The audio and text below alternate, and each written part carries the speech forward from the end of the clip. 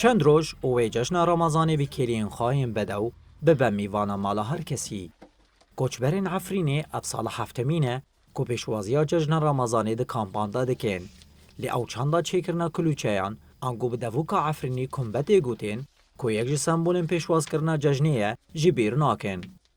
کوچبر عفرینی ابناو فرید حمگلینو بحثا چندا چیکرنا کمبیان دکه و دبیجه اف چند مجده و باپیرن خواور گرتیه.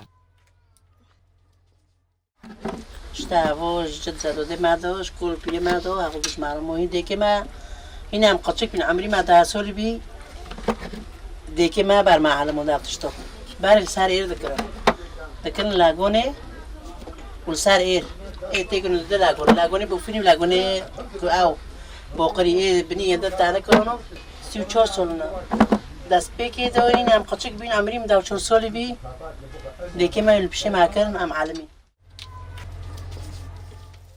فرید حمگلینو دبیجه که ایسال نرخی تشتان پر بلند بو و صدامه ویه که دور پیچ حکومت شامی بو.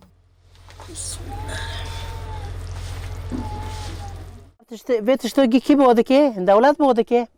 دولت سر ما بوده که بخوابر چینه دست گندیو ده تنه مثلا نرو وقتی که امکانی جمع گندیو تنه سر ما تشت بوده کن به هوکر ملت که چو که ملت فقرای بمره نیزارو تنه دستو تنه مثلا نکورو از که بکن مولانا عظیم که هر دین چش مستیم در که از نو خسرینم از نو بم از نوکم نو از بکم حتی رح در جونی مده های و از کنه بم بکم اصلا اینکه خوبم رحی ما عفرین دل ما کوچبرین عفرینی جشن خوایا مزن دو گرال سرخاک خدا دبینن جبر کو هر تشت لعفرینی جدا و بچیج بو.